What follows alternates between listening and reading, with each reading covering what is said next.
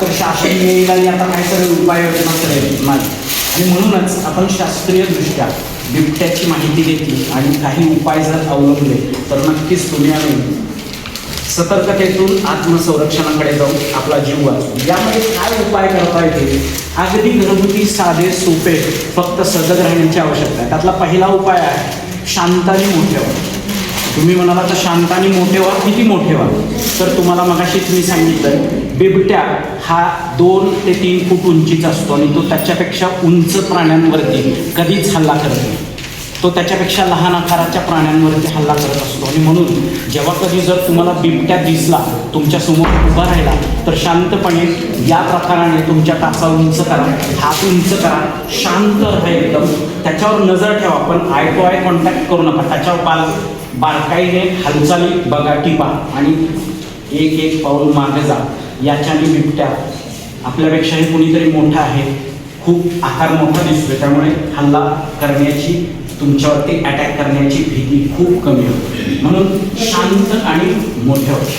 Number 2चा उपाय आहे की बिबट्या हा ॲक्यूट हिअरिंग सेन्स असलेला प्राणी. त्याचे कान लहान असतात, कान फिरू शकतात आणि तो आवाजाचं स्कॅनिंग करतो. आणि म्हणून जर तुम्ही शेतामध्ये असाल, घरामध्ये असाल किंवा त्याच्यावरती संवाद लावा. हे जर तुम्ही एकटे असाल, जर समजा तुम्ही 4 आहात, त्या परिसरातून जाताय, तर मोठ्या आवाजात एकमेकांशी गप्पा मारा, टाळ्या वाजवा, संवाद साधा, की ज्यामुळे बिबट्याला हे आवाज सेन्स होतील आणि बिबट्या कधीही असा ग्रुपवरती हल्ला करत नाही.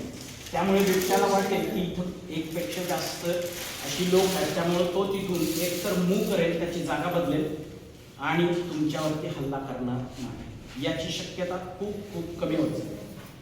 त्याच्यानंतर तिसरा जो भाग आहे तो म्हणजे गळ्यामध्ये मफलर, गमछा किंवा दुपट्टा घाला.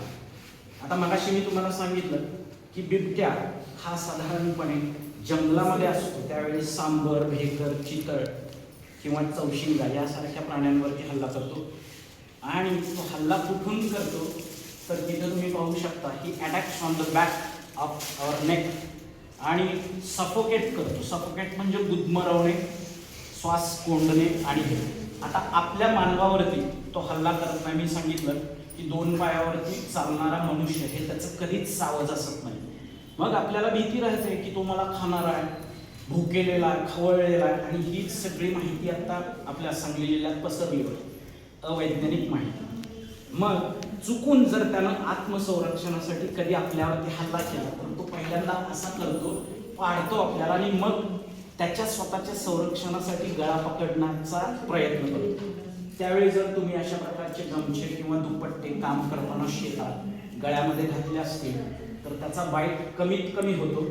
आणखी बिबट्याची जीभ, जबडा वगैरे अतिशय मांसल स्नायूंनी बनलेले असतात. त्याच्यावरती अतिशय टोकदार काटे असतात. इथं आपण पाहू शकतो. या काट्यांना पॅपिली असे म्हणतात. हे पॅपिली सेन्स करतात, अरे this is not the skin of any living organism.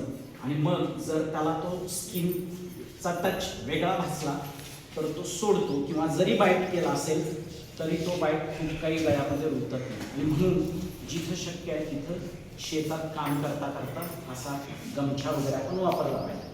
तो गमछा, दुपट्टा बहुउपयोगी ठरेल. ज्यावेळी थंडी असेल त्यावेळी कान बांधू शकू किंवा आणखी गळ्यात वेगवेगळ्या पद्धतीने घेऊ शकतो. देन पुढचा उपाय आहे तो अगदी साधा सोपा आहे. टाकाऊ टायरमध्ये या ठिकाणी तुम्हाला दिसतंय की टाकाऊ टायरमध्ये लाल मिरच्या अगरबत्तीप्रमाणे जळत ठेवा. जर आपण मॉस्किटोंना पळवायचं असेल तर कछवा जाळतो, त्याचप्रमाणे ही संकल्पना.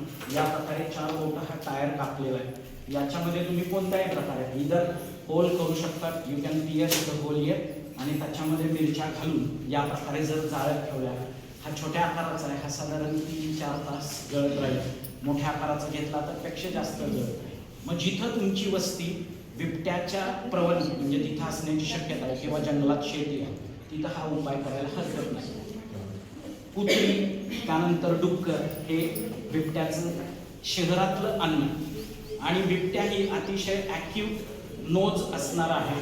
डुक्कर पण आहे, कुत्र पण आहे. ज्या परिसरात भुईमुग किंवा मका असतो तिथं डुक्कर वगैरे येण्याची दाट शक्यता असते आणि डुकराला सेन्स करून त्यांच्या पाठीमागे बिबट्या येत असतो. मग हे जर असं जाळत राहिलेलं असेल तर मिरचीच्या जाळलेल्या धुरातून मिरचीचा एक content very important content that is capsicum when it Burns त्या धुरामध्ये जो काही घटक आहे कॅप्सिकम तो पसरतो.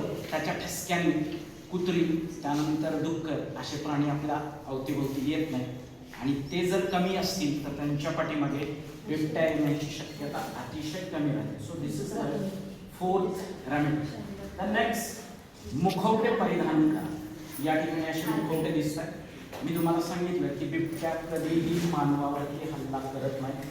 अन्न म्हणून तो त्याच्या संरक्षण. आता जर 4-2 आपण असू तर तो भेदरलेल्या अवस्थेत तुमच्यावरती अटॅक करण्याची शक्यता दिसते.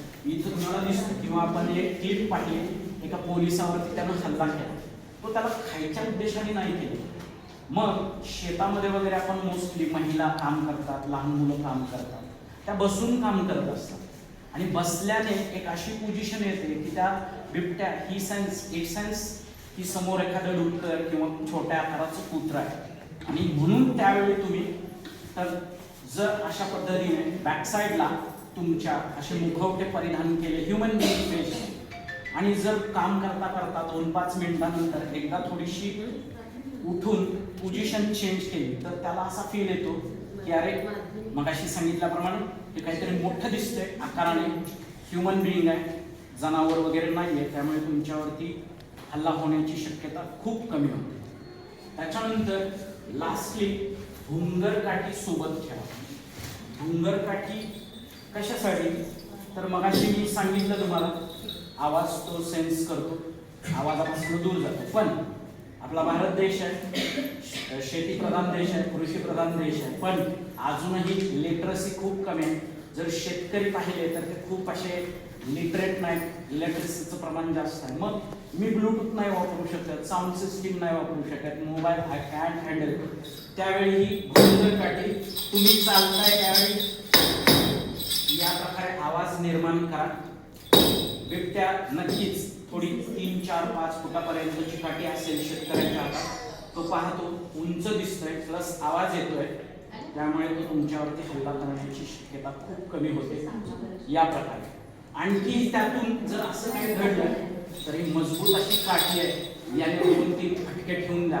मोस्टली अटॅक कुठं करा त्याच्यानं आयवरती आणि नोजवरती, हे ऑर्गन महत्वाचे आहेत, त्यामुळे तो इतका हतबल होईल की तुमच्यावरती हल्ला करणार नाही.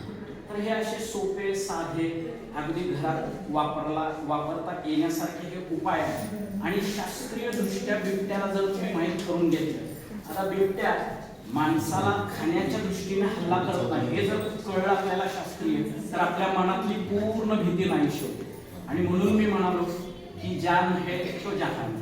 शास्त्रीय दृष्टिकोनातून हा होता बिबट्या आणि त्याच्यापासून आपले संरक्षण करण्याचे प्रयत्न शास्त्रीय दृष्ट्या मी तुमच्या समोर मांडलेले आहेत. आणि म्हणूनच माझ्या या छोट्याशा प्रकल्पाचं नाव होतं बळीराजा आणि जनमानसाचे सांगाती. सांगाती म्हणजे मित्र, सोबती. यांच्या सहाय्याने नक्कीच आपण बिबट्याचा हल्ला करू शकू.